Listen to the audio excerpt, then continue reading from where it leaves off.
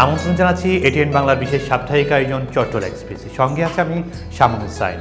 সুপ্রিয় দর্শক, আমাদের বিশেষ আয়োজনে আমন্ত্রিত অতিথি হয়ে উপস্থিত থাকেন চট্টগ্রামের সমাজ এবং রাষ্ট্রের সাথে সম্পৃক্ত বিশিষ্ট ব্যক্তি, যার মাধ্যমে আমরা জানতে চাই চট্টগ্রামের সমাজ এবং রাষ্ট্রের অতীত, বর্তমান, আগামীর গতিপথ সহ নানান দিক জানতে চাই। চট্টগ্রামকে নিয়ে কি ভাবনা, তার ব্যক্তি জীবনে অপ্রকাশিত বিভিন্ন ঘটনা ও সফলতা ব্যর্থতার কথা। সুপ্রিয় দর্শক, আপনারা সকলেই জানেন এই চট্টল এক্সপ্রেসের মাধ্যমে আমরা আলোচনা করি চট্টগ্রামের উন্নয়ন, সমস্যা এবং সম্ভাবনা নিয়ে। তো আলোচনার আলোচক হিসেবে উপস্থিত আছেন বিভাগীয় কমিশনার চট্টগ্রামের সম্মানিত কমিশনার জনাব তুফাইল ইসলাম। আপনাকে স্বাগত আমাদের এই বিশেষ অনুষ্ঠানে। কেমন আছেন আপনি? ভালো আছি, আপনাকে ধন্যবাদ। আমাদের আলোচনাটুকু চট্টগ্রাম কেন্দ্রিক হয়, চট্টগ্রাম উন্নয়ন, সমস্যা এবং সম্ভাবনা নিয়ে হয়। আসলে এই আলোচক হিসেবে চট্টগ্রামের যারা রাষ্ট্র এবং সমাজের সাথে সম্পৃক্ত বিশিষ্ট ব্যক্তিদ্বয়রা উপস্থিত থাকেন, তারা চট্টগ্রাম নিয়ে তার ভাবনার কথা বলেন, তার কাজকর্মের কথা বলেন। আমরা একটু জানতে চাবো যে চট্টগ্রাম বিভাগের জনগণের সেবা, কল্যাণ, উন্নয়নমূলক বিভিন্ন কাজ আপনি তদারকি করে থাকেন, যেহেতু বিভাগীয় প্রধান হিসেবে কাজ করেন, এইসব কাজকে আপনি তদারকি করে থাকেন। এই একটু জানতে চাই, এই তদারকির কৌশলটুকু কি আপনার, আসলে কীভাবে চট্টগ্রাম বিভাগের জনগণের সেবা, উন্নয়ন এগুলো তদারকি করে থাকেন, একটু যদি বলতেন। গণপ্রজাতন্ত্রী বাংলাদেশের সংবিধানের 21-এর অনুচ্ছেদ অনুযায়ী সকল সময়ে জনগণের সেবা করিবার চেষ্টা করা প্রজাতন্ত্রের কর্মে নিযুক্ত প্রত্যেক ব্যক্তির কর্তব্য। সেই হিসাবে বিভাগীয় কমিশনার এর কোনো ব্যত্যয় নেই। আমরা যারা সরকারি চাকরিজীবী, তাদের দায়িত্ব, অন্যতম দায়িত্ব হচ্ছে জনগণের সেবা করা। আর এই বিভাগীয় কমিশনার পদটি 1829 সালে শুরু হয় এবং এখন পর্যন্ত তাদের যে নির্ধারিত কাজকর্ম রয়েছে সেগুলা করে যাচ্ছে। আরেকটা জিনিস আপনারা জানেন যে এই যে সেবা বা দায়িত্ব পালনগুলা একটা নির্ধারিত পদ্ধতি অনুসরণ করে করা হয়। সেটা হচ্ছে যেমন আমাদের রুলস অফ বিজনেস রয়েছে, সেই অনুযায়ী অ্যালোকেশন অফ বিজনেস রয়েছে, সচিবালয় নির্দেশমালা রয়েছে। এখানে কার কি দায়িত্ব সুনির্দিষ্ট করে দেওয়া রয়েছে, আমরা সেই অনুযায়ী কাজ করি। এখন আরেকটা বিষয় হচ্ছে, সেবা করার ক্ষেত্রে প্রত্যেকটা অফিসের আবার সিটিজেন চার্টার বলে একটি নির্ধারিত প্রক্রিয়া রয়েছে, অর্থাৎ কোন ডিপার্টমেন্টের কোন অফিসের কি কাজ, সেখানে সিটিজেন চার্টারে সেগুলো উল্লেখ থাকে। অর্থাৎ কোনো সেবা গ্রহীতা একটা অফিসে আসলে কী ধরনের সেবা সে পাবে, কতদিনের মধ্যে পাবে, সেবা যদি ঠিকমতো না পায় তাহলে কোন ঊর্ধ্বতন কর্তৃপক্ষের কাছে যাবে এবং কতদিনে সেবাটা সে পাবে, এইরকম একটা সুনির্দিষ্ট কার্যক্রমের বিবরণী সংবলিত প্রত্যেকটি অফিসে রয়েছে। আপনি বিভাগীয় ক্রীড়া সংস্থার আপনি সভাপতির দায়িত্ব, পদাধিকার বলে আপনি দায়িত্ব পালন করে আছেন। আসলে আমাদের খেলাধুলা নিয়ে অনেক কথা বলে যায়, আসলে খেলার প্রতি এখন আগ্রহটা কিন্তু আমাদের দেশের জনগণের বা নাগরিকদের কিন্তু বেড়েছে কিন্তু আগের তুলনায়।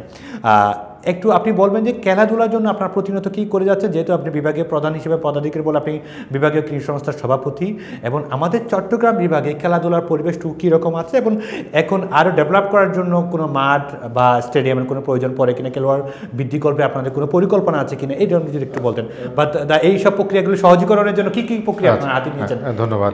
কারণ এখনকার তরুণ সমাজকে যদি আমরা খেলাধুলার দিকে আগ্রহী করতে পারি, তাহলে খেলাধুলার মাধ্যমে তার মানসিক যে একটা পরিস্ফুটন সেটা যেমন সুন্দর হবে, সে অন্যান্য কাজ যেরকম মাদক, সন্ত্রাস, জঙ্গিবাদ এগুলো থেকে সে বিরত থাকবে। এবং বর্তমান সরকার এই তরুণ প্রজন্মকে যাতে খেলাধুলার প্রতি আগ্রহী করতে পারে, এই জন্য বিভিন্ন ধরনের কার্যক্রম গ্রহণ করেছে।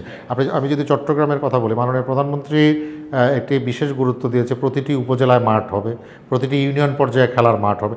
এই খেলার মাঠ না থাকার কারণে কিন্তু অনেক সময় তরুণ সমাজ অন্যান্য কাজের দিকে তারা সময় নষ্ট করছে। কারণ এই খেলার মাঠ করা বা ইউনিয়ন পর্যায়ে, উপজেলা পর্যায়ে, বিভাগীয় পর্যায়ে, যেমন আপনি জেনে খুশি হবেন, আমাদের যে পার্বত্য চট্টগ্রামের যে 3টি জেলা রয়েছে, সাধারণত ওই সকল জেলার যারা তরুণ, তাদের আমরা দেখেছি যে তাদের খেলাধুলার প্রতি আগ্রহ এবং খেলাধুলার ক্ষেত্রে তাদের যে দক্ষতাটা তুলনামূলকভাবে অন্যান্যর চাইতে বেশি। এখন এইটা আমরা জাতীয় পর্যায়ে অনেক, এই সকল অঞ্চল থেকে জাতীয় পর্যায়ে অনেক খেলোয়াড় তারা আন্তর্জাতিক পর্যায়ে সুনাম অর্জন করেছে।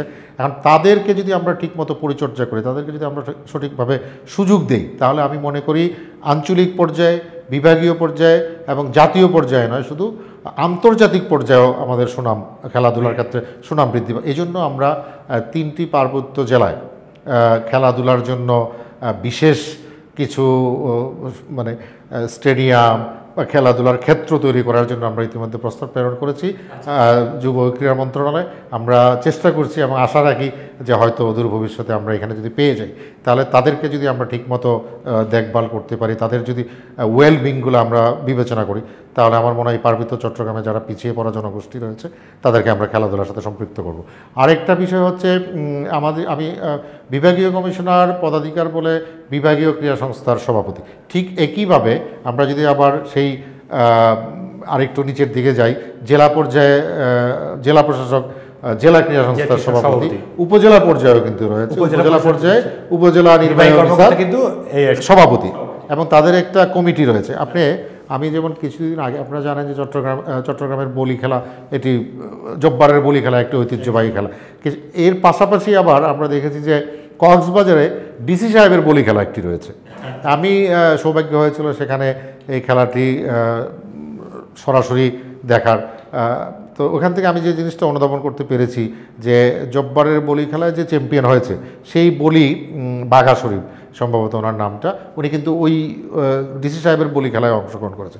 তো বাস্তব অবস্থা দেখে যেটা মনে হলো, এদেরকে যদি আমরা ওই উপজেলা পর্যায়ে এদেরকে যদি আমরা প্যাট্রোনাইজ করি, দেখভাল করি, বা যদি কোনো সুযোগ সুবিধা থাকে এদেরকে যদি আমরা দেই উপজেলা পর্যায়ে থেকে, তাহলে জেলা পর্যায়ে বা আমাদের যে বিভাগীয় পর্যায়ে অর্থাৎ জব্বারের বলি খেলা এবং আরও কোনো ক্ষেত্রে এরা কিন্তু আমাদের যে কুস্তি বা আন্তর্জাতিক যে পর্যায়গুলো রয়েছে সেখানেও তারা অংশগ্রহণ করে দেশের সুনাম বৃদ্ধি করতে পারে। এবং শুধু তাই নয়, এই সকল খেলাধুলার মাধ্যমে সাংস্কৃতিক চর্চার বিকাশ ঘটে। কারণ এখানে একটা বৈশাখী মেলার আমি দেখেছি একটা ছোঁয়া ওখানে ছিল, এবং এটাকে কেন্দ্র করে তরুণ সমাজের মধ্যে একটা বিরাট উদ্দীপনার সৃষ্টি হয়, উৎসাহ উদ্দীপনার সৃষ্টি হয়, যে তারা অপেক্ষায় থাকে আবার কবে এই জব্বারের বলি খেলাটি আসবে, আবার কবে ওই ডিসি সাহেবের বলি খেলাটি আসবে। এজন্য তারা সারা বছর প্রস্তুতি নেয়।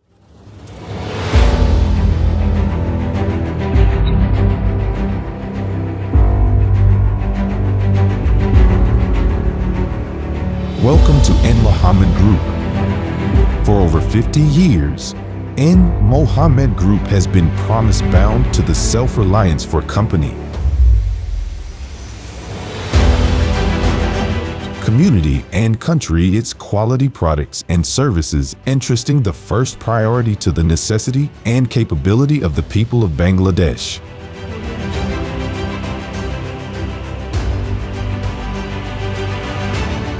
At N Mohammed, we specialize in crafting innovative plastic solutions for a wide range of industries. Our products are designed with precision, durability, and sustainability in mind. From custom injection molding to cutting-edge 3D printing, our state-of-the-art facilities ensure that every product meets the highest industry standards. বাজারে আমাদের প্রোডাক্টের গ্রহণযোগ্যতা দিন দিন এটা বৃদ্ধি পাচ্ছে। আমাদের Noor general engineering workshop, and Mohammad engineering workshop, তারপর শুরু হলো এন্ড মোহাম্মদ প্লাস্টিক ইন্ডাস্ট্রিজ লিমিটেডের যাত্রা। এর পরবর্তী আমরা শুরু করলাম এক্সক্লুসিভ ফার্নিচার, তারপর শুরু করলাম আমরা বিল্ডিং ম্যাটেরিয়ালসের একটা শোরুম, এবং এর পাশাপাশি আমরা and Mohammad polymer, and Mohammad water tank. আমরা চেষ্টা করে যাব সামনে আরও বাংলাদেশের অর্থনীতি অগ্রগতির সাথে আমাদের বলিষ্ঠ ভূমিকা রাখার জন্য। ফুল এফোর্টটা তখনই সাকসেস হয় যখনই কোনো কাস্টমার বলে আমাদের প্রোডাক্টের কোয়ালিটি অনেক ভালো। But what truly sets us apart is our commitment to customer satisfaction. We've had the privilege of serving businesses both big and small, and our clients trust us to deliver on our promises.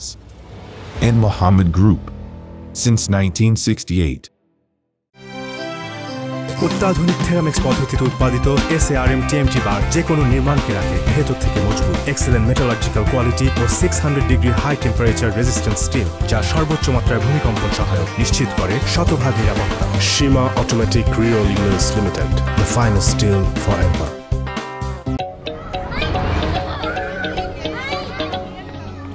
Kiss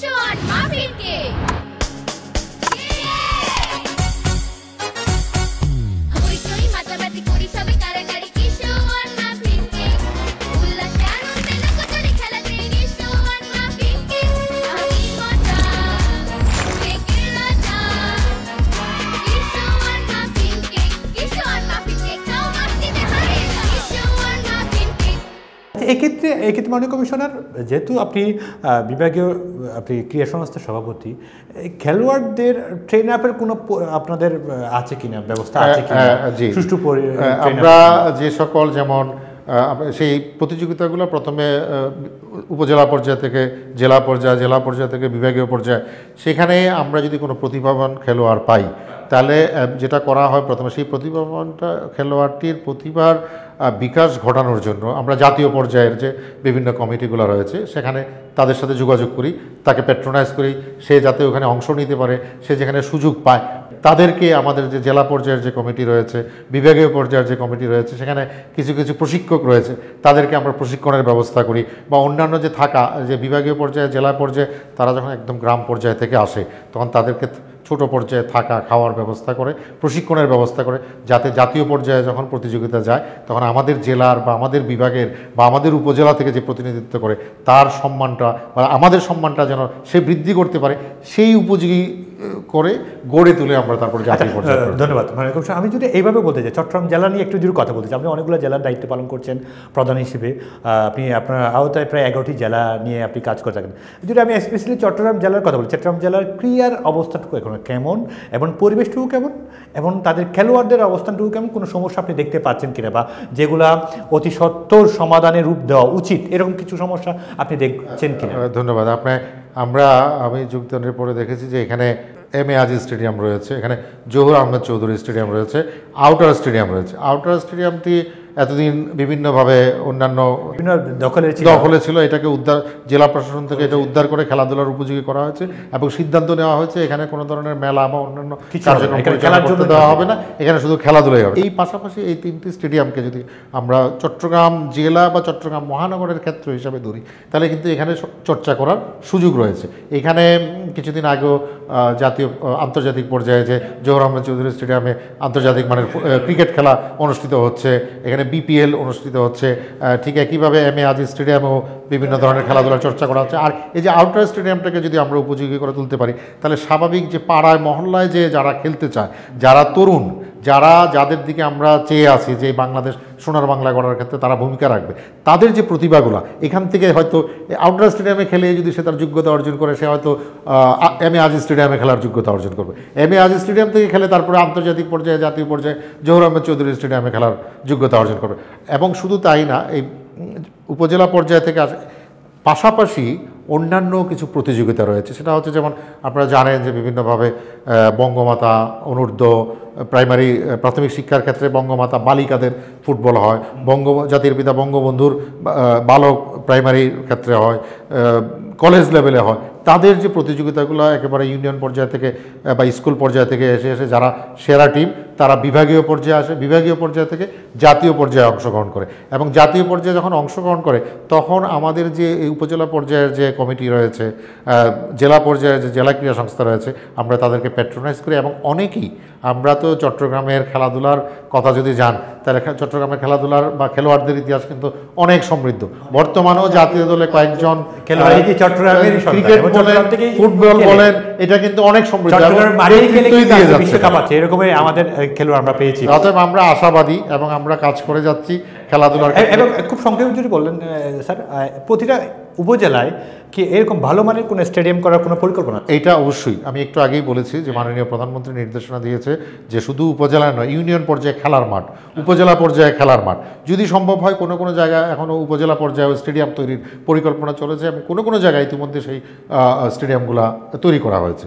অতএব এই স্টেডিয়ামগুলা বা খেলার মাঠগুলো যদি আমরা দিতে পারি এবং জায়গা করে দিতে পারি, আমাদের গ্রামে গঞ্জে, চট্টগ্রামে বিশেষ করে প্রচুর প্রতিভাবান খেলোয়াড় রয়েছে। আমি যে কথাটা আবারও বলবো, সেই যে পার্বত্য চট্টগ্রামের, তাদেরকে যদি আমরা সঠিক জায়গা দিতে পারি। আরেকটা জিনিস আপনারা লক্ষ্য করবেন, যদি কক্সবাজারে কিন্তু বিকেএসপি করা হয়, এখানে এই অঞ্চলের যারা রয়েছে তারা কিন্তু বিকেএসপি থেকে প্রশিক্ষণ নিয়ে জাতীয় পর্যায়ে, আন্তর্জাতিক পর্যায়ে দেশের সুনাম দায়িত্ব নিচ্ছে। ধন্যবাদ। আসলে উপজেলা শিক্ষা অফিসার বলেন, আপনার জেলা শিক্ষা অফিসার, তারা তাদের স্ব কাজগুলো তারা সিলেবাস অনুযায়ী করে যাচ্ছে। পাশাপাশি সকলের অভিভাবক হিসেবে, চট্টগ্রাম বিভাগের প্রধান হিসেবে আপনি এই কাজগুলোকে কীভাবে তদারকি করে থাকেন? আপনি আমরা এর আগেই বলেছি যে বিভাগীয় কমিশনারের কাজের অন্যতম কাজই হচ্ছে সুপারভিশন, মনিটরিং, ইমপ্লিমেন্টেশন এবং প্রতিবেদন। তো সেই ক্ষেত্রে বিভাগীয় কমিশনার আমার যেমন বিভাগীয় কমিশনারকে সহায়তা করার জন্য প্রত্যেকটি বিভাগীয় কমিশনারের কার্যালয়ে আরও কয়েকজন অতিরিক্ত বিভাগীয় কমিশনার রয়েছে। একজন হচ্ছে, তার মধ্যে একজন হচ্ছে অতিরিক্ত বিভাগীয় কমিশনার উন্নয়ন।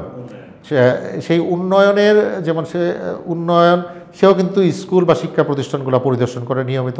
সরকার আমাদেরকে একটি টার্গেট দিয়ে দেয় যে এই প্রতি মাসে এতগুলো শিক্ষা প্রতিষ্ঠান সরেজমিনে পরিদর্শন করে সেখানকার কী ধরনের সুবিধা, কী ধরনের অসঙ্গতি প্রতিবেদন সহ আমরা জমা দিই। এখন ধরেন আমরা অনেক সময় দুটাভাবে আমরা এই পরিদর্শন কার্যক্রমটা পরিচালিত হয়। একটা হচ্ছে আকস্মিক, না বলে হয়তো আমরা একদিন উপস্থিত হলাম, গিয়ে দেখলাম, সেটা প্রাথমিক স্কুল হতে পারে, আপনার মাধ্যমিক স্কুল হতে পারে, গিয়ে দেখা গেল যে কলেজ লেভেলও হতে পারে যে শিক্ষার যে উপস্থিতি, শিক্ষার্থীদের উপস্থিতি কত %, শিক্ষক, হ্যাঁ, পাশাপাশি শিক্ষক সে ঠিকমতো দায়িত্ব পালন করছে কিনা, বা শিক্ষার্থীরা, যেমন শিক্ষার্থী যদি উপস্থিত ঠিকমতো না থাকে, ধরে নিতে হবে এখানে শিক্ষক বা অভিভাবক কমিটি বা ম্যানেজিং কমিটি তাদেরও একটা দায়িত্ব কর্তব্যের অবহেলা রয়েছে। কারণ শুধু ম্যানেজিং কমিটির সদস্য হয়ে বসে থাকলে হবে না, তার দায়িত্বটুকু সে পালন করবে। তখন আমরা দেখি যে, বা আমাদের দায়িত্ব হচ্ছে যে কেন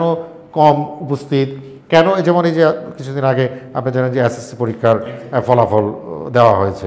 তা আমরা যখন কোনো প্রতিষ্ঠানে এসএসসি পর্যায়ে কোনো শিক্ষা প্রতিষ্ঠানে গেলে আমরা রেজাল্ট হয়তো দেখব যে কেন খারাপ করলো, কেন ভালো করলো, কেন খারাপ করলো, এই কারণটা বের করে আরেকটা প্রতিষ্ঠানের সাথে যদি তারা কেন ভালো করলো, এইটার সাথে যদি তাদেরকে আমরা একটা কোঅর্ডিনেশন গড়া দিতে পারি, একটা সমন্বয় গড়া দিতে পারি যে এই প্রতিষ্ঠানটি এই কাজটুকু আপনারা করে থাকেন, এই শিক্ষা প্রতিষ্ঠানটিকে এই কাজ করেছে যে কারণে তারা ভালো ফলাফল করেছে, এবং আপনারা এই কাজ করেন নাই বলে আপনারা এই প্রতিষ্ঠানের খারাপ ফলাফল হয়েছে, অতএব আপনারা এটা করেন। এবং এটাকে মনিটরিং করার জন্য আমরা বেশি বেশি ওই সকল শিক্ষা প্রতিষ্ঠানে পরিদর্শনে যাই, এবং যে পরিদর্শন যে প্রতিবেদনটা আমরা প্রেরণ করি বা যে আমাদের যে ফাইন্ডিংসটা থাকে, পরবর্তীতে আবার গিয়ে দেখা হয় যে সেটা কতটুকু ইমপ্লিমেন্ট করা হয়েছে, কতটুকু ইমপ্লিমেন্ট। আপনার সভাপতিত্বে বিভিন্ন সভা অনুষ্ঠিত হয়, বিভিন্ন সম্মেলন অনুষ্ঠিত হয়। আমি যদি বলি বিভিন্ন জেলা পরিষদ ত্রৈমাসিক সম্মেলন হয়, যেটা প্রধান নির্বাহীকে কেন্দ্র করে, এবং আপনার আইন শৃঙ্খলা সভা হয়, টাস্কফোর্স সভা হয়।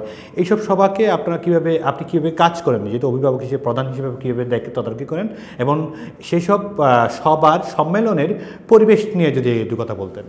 ধন্যবাদ। পরিবেশ তো নিঃসন্দেহে এখানে খারাপ হওয়ার কোনো সুযোগ নেই, কারণ বিভাগীয় পর্যায়ের কর্মকর্তারা সেই সভার সদস্য, গুরুত্বপূর্ণ অফিসের যারা আছে সরকার কর্তৃক নির্ধারিত। সেখানে ওই যে আপনি যদি বলেন যে উন্নয়ন সমন্বয়টা কীভাবে করা হয়, যেমন ধরেন বিদ্যুৎ বিভাগের কার্যক্রম চলমান রয়েছে, কি অবস্থা, কোথায় কি সমস্যা, এবং বিদ্যুৎ বিভাগের অধীনে উন্নয়ন প্রকল্পগুলো কতটুকু, কোথায় কিভাবে এগিয়ে যাচ্ছে, এগুলো তখন বিদ্যুৎ বিভাগের যে সংশ্লিষ্ট প্রতিনিধি যে ওই সভায় উপস্থিত থাকে তার কাছ থেকে আমরা প্রথমে শুনি। তারপরে যদি অন্যান্য এই বিদ্যুৎ বিভাগের প্রকল্পগুলো বাস্তবায়ন করার জন্য অন্যান্য বিভাগের, যেমন ধরেন একটা বিদ্যুৎ বিভাগের যদি কোনো নতুন প্রকল্প নিতে চায়, তাহলে তাকে বিদ্যুতের খুঁটি স্থাপন, বিদ্যুতের লাইন টানা, বিদ্যুতের আরও আনুষঙ্গিক বিষয়গুলোর সাথে সম্পৃক্ততা থাকে। এখন এককভাবে বিদ্যুৎ বিভাগ সেই কাজগুলো বাস্তবায়ন করতে পারে না। যেমন জমির প্রয়োজন হতে পারে, আমরা কোথাও হয়তো স্থানীয়ভাবে একটা প্রতিবন্ধকতার সৃষ্টি হয়, সেই ক্ষেত্রে আমরা স্থানীয় জনপ্রতিনিধি যারা রয়েছে, উপজেলা পর্যায়ে যে উপজেলা নির্বাহী অফিসার রয়েছে, আর জায়গার যদি কোথাও সমস্যা হয়, সেক্ষেত্রে যে অনেক সময় কোনো এটা বিদ্যুৎ ছাড়াও ধরেন অন্য কোনো অধিকাংশ প্রকল্প বাস্তবায়নের ক্ষেত্রে আপনি জানেন যে ভূমির একটা সম্পৃক্ততা রয়েছে। এখন একটা প্রকল্প বাস্তবায়ন করতে গেলে যেমন একটা রাস্তা করার প্রয়োজন। অত্যাধুনিক থেরামিক্স পদ্ধতিতে উৎপাদিত SARM TMT বার যে কোনো নির্মাণকে রাখে ভেতর থেকে মজবুত। এক্সেলেন্ট মেটালার্জিক্যাল কোয়ালিটি ও 600 degree high temperature resistance steel, যা সর্বোচ্চ মাত্রায় ভূমিকম্পন সহায়ক, নিশ্চিত করে শতভাগ নিরাপত্তা। Seema automatic reroll mills limited, the finest steel for ever.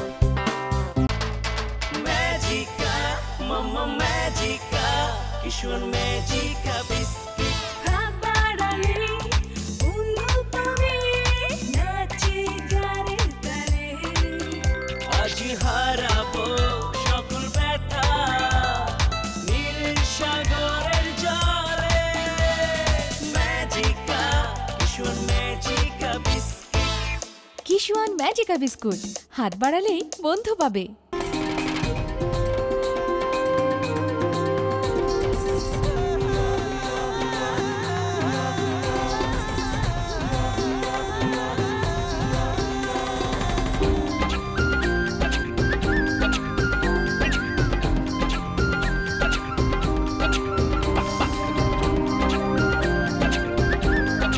রং, স্বাদ, গন্ধ ঠিক যেন বাটা মশলার মতো।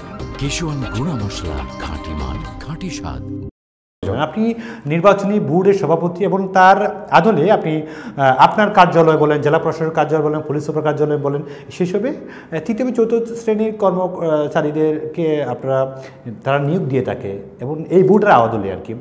এই যে নিয়োগ প্রক্রিয়াটা আপনারা কীভাবে আপনারা মোকাবেলা করে থাকেন, এটা কতটুকু সহজ বা কতটুকু কঠিন এই প্রক্রিয়াটুকু যেটা? আচ্ছা, ধন্যবাদ। এটা তো নিয়োগ একটা সরকারের যে দপ্তরগুলো রয়েছে, কেউ শূন্য পদের সৃষ্টি হবে, কেউ অবসরে চলে যাবে বা চাহিদার প্রেক্ষিতে পদ সৃষ্টি হবে। তো এই যে পদ সৃষ্টি থেকে শুরু করে বিভিন্ন কার্যক্রম আগেই কিন্তু মন্ত্রণালয়ের সাথে যোগাযোগ করে এটা পদের সংখ্যা নির্ধারণ করা হয়। আমরা যে শূন্য পদের সংখ্যাটা জানিয়ে দিই, মানে সুনির্দিষ্ট যে মন্ত্রণালয় তখন সেটাকে অনুমোদন দেয়। তারপরের যে প্রসেসটা রয়েছে, যেমন আমাদের যে বিভাগীয় নির্বাচনী বোর্ড রয়েছে, যেমন এটা মূলত আমি জি বিভাগীয় কমিশনার পদাধিকার বলে সভাপতি, এবং রেঞ্জ ডিআইজির মহোদয়ের অফিসে যেটা হচ্ছে পুলিশের নিয়োগটা আবার অন্য পদ্ধতিতে হয়। ওখানে যারা পুলিশ ছাড়া যে নিয়োগটা হয় সেই ক্ষেত্রে এই বিভাগীয় নির্বাচনী বোর্ড দায়িত্ব পালন করতেন। এবং সভাপতি হলেও এখানে কিন্তু গুরুত্বপূর্ণ সদস্য রয়েছেন, ডিআইজি মহোদয়ের একজন প্রতিনিধি, আমাদের পিএসসি পাবলিক সার্ভিস কমিশনের প্রতিনিধি, এবং যে ডিপার্টমেন্টের নিয়োগ হবে সেই ডিপার্টমেন্টের প্রতিনিধি থাকে। তো এখন আমরা যে নর্মাল যে পদ্ধতিটা রয়েছে, আমি আরেকটু পিছনে যদি যাই, এর আগেই আমরা শূন্য পদের সংখ্যা সংশ্লিষ্ট মন্ত্রণালয় বা দপ্তরকে জানাই, ওনারা অনুমোদন দেয়। তারপরে যে নিয়োগ প্রক্রিয়া রয়েছে, শূন্য পদের বিপরীতে আমরা পত্রিকায় বিজ্ঞাপন দেই, তারপরে দরখাস্ত আহ্বান করা হয়, দরখাস্ত যাচাই বাছাই করা হয়, লিখিত পরীক্ষার জন্য ভেন্যু নির্ধারণ করা হয়। এই যে বোর্ড, সেই বোর্ড কিন্তু প্রশ্নপত্র প্রণয়ন করে, এর বাইরে কেউ এটা সিলগালা করে ট্রেজারিতে রাখা হয়। তারপর নির্ধারিত কেন্দ্র বাছাই করা হয়, প্রবেশপত্র ইস্যু করা হয়। তারপরে যেদিন পরীক্ষা হবে সেদিন তো ইনভিজিলেটর থাকবে, পরীক্ষার দায়িত্বে নিয়োজিত থাকবে। প্রশ্নের নিরাপত্তাটা একটা গুরুত্বপূর্ণ বিষয়, কোনো অবস্থাতেই যেন এই প্রশ্নপত্র বাইরে না যায়। ঠিক একইভাবে ওই কেন্দ্রের আইন শৃঙ্খলার দায়িত্বে আইন শৃঙ্খলা বাহিনীর পাশাপাশি আমরা বিজ্ঞ নির্বাহী ম্যাজিস্ট্রেটদেরকেও নিয়োগ দিই। বা রিটেন হওয়ার পরে আবার একেবারে সুন্দর পদ্ধতিতে, এবং এখানে আমি মনে করি কোনো ধরনের কোনো চাপ দেওয়ার, নিয়ম করার কোনো সুযোগ নেই। এখন কিন্তু আধুনিক সিস্টেম হয়ে গেছে, আপনি জানবেন না যে আপনার নামের খাতাটি কার কাছে কোথায় কী অবস্থায় আছে, অর্থাৎ আপনি বা কেউ এটা আইডেন্টিফাই করতে পারবেন। এবং শেষে ভাইভা হয়, মৌখিক পরীক্ষা হয়, তারপরে সর্বমোট মার্কের ভিত্তিতে মেধা অনুযায়ী এবং ক্ষেত্র বিশেষে যদি কোটা থাকে সেই কোটা অনুযায়ী হয়। বিভিন্ন অভিযোগ ছিল বা বিভিন্ন অনাকাঙ্ক্ষিত কিছু ঘটে যায় বা অর্থ কেলেঙ্কারি বা এখানে অনেক কিছু হয়েছিল, বাট রিসেন্টলি এই খবরগুলো আমরা এখন পাচ্ছি না, কারণ এখন কেউ জানে না যে তার খাতাটা, ইভেন যে পরীক্ষা নিচ্ছে পরীক্ষক সেও জানে না এটা কার খাতা, তার খাতাগুলো কোথায় আছে বা কার খাতা। এবং আমরা কিন্তু চেষ্টা করি যেদিন পরীক্ষা হয় তার ওই দিনই খাতাগুলার রিটেনের রেজাল্ট দিয়ে দেওয়ার। অর্থাৎ কেউ যদি কোনো ধরনের পারসুয়েশন করে বা কোনো প্রেশার ক্রিয়েট করার সুযোগ পাওয়ার আগেই আমরা আমাদের দায়িত্বটি পালন করে দিই। তারপরে আবার মৌখিক পরীক্ষাটাও কিন্তু যত দূর সম্ভব, যত তাড়াতাড়ি পারি এটা আমরা ফলাফল ঘোষণা করে দিয়ে সার্বিক যে নিয়োগ প্রক্রিয়াটা যত তাড়াতাড়ি করা যায় আমরা সেটাই করি। এবং এখানে কোনো প্রেশার, আমাকে যদি কেউ প্রেশারও দেয়, আমি যদি বলি স্বচ্ছতার ক্ষেত্রে, এখানে আমাকে এককভাবে প্রেশার দিয়ে কিছু করতে পারবে না, কারণ আমরা কমিটির মাধ্যমে কাজ করি। এবং এটার ক্ষেত্রে স্বচ্ছতা, জবাবদিহিতা এবং যোগ্যতা, এই ক্ষেত্রে যদি আমরা কম্প্রোমাইজ করি তাহলে তো আমি যে জায়গায় কর্ম পরিচালনা করব সেখানকার তো কাজের মান ভালো আসবে। আমরা একদম শেষ প্রশ্নে আছি, আপনি চট্টগ্রামে কাজ করছেন, আপনার কর্মস্থল চট্টগ্রামে। আর চট্টগ্রাম হচ্ছে একটা প্রাণের শহর, সুন্দর বন্দরনগরী। আপনি যেটা বলেছিলেন, আপনি আসলে সুন্দরের একটা জায়গা, প্রাচ্যের রাজধানী, প্রাচ্যের রানী হিসেবে খ্যাত এই চট্টগ্রাম। চট্টগ্রাম নিয়ে আপনার ভাবনা কেমন, আর চট্টগ্রামে কাজ করা আপনি কেমন উপভোগ করছেন? আপনি ঠিকই বলেছেন যে মাননীয় প্রধানমন্ত্রীর ভালোবাসার বহিঃপ্রকাশ তো আমরা দেখতে পাচ্ছি, যে এখানে এলিভেটেড এক্সপ্রেসওয়ে, যেটা এলিভেটেড এক্সপ্রেসওয়েতে যদি আপনি ওঠেন তাহলে চট্টগ্রাম মহানগরের এক প্রান্ত থেকে আরেক প্রান্তে যেতে আপনার হয়তো সর্বোচ্চ 15-20 মিনিট লাগে। ঠিক এখানে যে কয়েকটি আমাদের যে ফ্লাইওভার রয়েছে, এটা কিন্তু নান্দনিক ফ্লাইওভার, এবং এখানে উঠলেও কিন্তু আপনি যানজটের কোনো ছোঁয়া পাবেন না। আপনি সুন্দরভাবে এই ফ্লাইওভার দিয়ে চট্টগ্রাম এক প্রান্ত থেকে আরেক প্রান্ত পৌঁছাতে পারেন। পাশ দিয়ে যে মেরিন ড্রাইভটি হয়েছে এটাও দিয়ে কিন্তু আপনি খুব সহজেই বা রিং রোড যেটা হয়েছে রিং রোড, একসময় কিন্তু চট্টগ্রামে যানজট হতো, কিন্তু এখন যদি রিং রোডটা হওয়াতে বাইজিৎ দিয়ে কিন্তু খুব সহজে, এবং আমি এখানে দেখেছি যে কোনো আপনি 15 থেকে 20 মিনিটের মধ্যে আমি দেখেছি যে কোনো জায়গায় কিন্তু সর্বোচ্চ আধা ঘন্টা সময় নেন তাহলে আপনি কিন্তু যে কোনো জায়গায় পৌঁছাতে। এটা কিন্তু আগে ছিল না। এখন এই যে এই এলিভেটেড এক্সপ্রেসওয়ে, রিং রোড, আপনার মেরিন ড্রাইভ, টানেল, ফ্লাইওভার, শুধু এগুলো না, এবং নিচের যে এখন তো মেট্রো রেল করার মাননীয় প্রধানমন্ত্রী চিন্তা ভাবনা চলছে। জি, চিন্তা ভাবনা চলছে যে চট্টগ্রামে মেট্রো রেল করার ফিজিবিলিটি। আচ্ছা, চট্টগ্রামকে এত ভালোবাসেন না, চট্টগ্রামের প্রতি আসলে চট্টগ্রাম জায়গাটা আপনি কাজ করতে মানে কিভাবে উপভোগ করে থাকেন চট্টগ্রামে কাজ করাটা? না, চট্টগ্রামে কাজ করে আমি বললাম যে এটা নান্দনিক শহর। এখানে আপনি পাহাড়ের সান্নিধ্য পাচ্ছি, আপনি নদীর, কর্ণফুলী নদীর সান্নিধ্য পাচ্ছি, আমি এখানে পতেঙ্গা সি বিচের সৌন্দর্য উপভোগ করতে পারছি। এখানে যে কেউ যদি যে কোনো কর্মক্ষেত্রে এখানে আসে, আমার বিশ্বাস সে চট্টগ্রামের প্রেম। আপনারা তো পছন্দের কাজ করেন, সরকারি চাকরি করেন, এখান থেকে তো আবার অন্য জায়গায় ট্রান্সফার হবেন, চলে যাবেন, সেক্ষেত্রে কি চট্টগ্রামে আসার অনুপ্রেম বা স্বাদ কি আপনার জাগবে কিনা? না, চট্টগ্রামের প্রতি আমার মমত্ববোধ, চট্টগ্রামের প্রতি আমার দরদ, চট্টগ্রামের প্রতি আমার না শুধু আমার মনে হয় যারা ইতিপূর্ব কাজ করে গিয়েছে চট্টগ্রামের বিভিন্ন পর্যায়ে, সেই ছোট পর্যায় থেকে হোক, একটু তুলনামূলকভাবে একটু উচ্চ পর্যায়ে হোক, যে বা যারা চট্টগ্রামে কাজ করে গেছে, আমি বলবো নিঃসন্দেহে তারা চট্টগ্রামে আবারও বেড়াতে আসবে বা চট্টগ্রামে আবারও আসতে চাইবে এবং চট্টগ্রামকে ভালোবেসে সারা জীবন। অসংখ্য ধন্যবাদ স্যার। আসলে আপনি নিজেকে খুব ব্যস্ত রাখেন, আপনার দপ্তরটা অনেক বড় একটা দপ্তর এবং 11টি জেলার প্রধান হিসেবে কাজ করেন, অনেকগুলো কাজ আপনাকে করতে হয় এবং মাননীয় প্রধানমন্ত্রীর পরবর্তী স্থানে চট্টগ্রাম বিভাগের প্রধান হিসেবে আপনি প্রোটোকলে আপনি সবার উপরেই কাজ করছেন এবং অনেক দায়িত্ব পালন করতে হয়। এইসব দায়িত্ব পালনের মাঝেও যে এটিএন বাংলাকে সময় দিয়েছেন, এটিএন বাংলার পরিবারের পক্ষ থেকে আপনাকে অসংখ্য ধন্যবাদ। এটিএন বাংলার সকল দর্শক, কলা কৌশলী এবং আপনাকেও আমার পক্ষ থেকে অনেক অনেক ধন্যবাদ। সুপ্রিয় দর্শক, আপনারা সকলে জানেন এই চট্টগ্রাম এক্সপ্রেসের মাধ্যমে আমরা আলোচনা করি চট্টগ্রামের উন্নয়ন সমস্যা এবং সম্ভাবনা নিয়ে। তার পাশাপাশি আজ আমরা আলোচনা করেছি চট্টগ্রামের সর্বাঙ্গীন ব্যাপার নিয়ে আমরা আজ আলোচনা করেছি এবং এই উক্ত আলোচক হিসেবে উপস্থিত ছিলেন বিভাগীয় কমিশনার চট্টগ্রামের সম্মানিত কমিশনার জনাব তুফাইল ইসলাম। আগামী পর্ব দেখবার আমন্ত্রণ জানিয়ে শেষ করছি আপনাদের সকলের প্রিয় অনুষ্ঠান চট্টগ্রাম এক্সপ্রেস। সে পর্যন্ত ভালো থাকুন, সুস্থ থাকুন, আল্লাহ হাফেজ।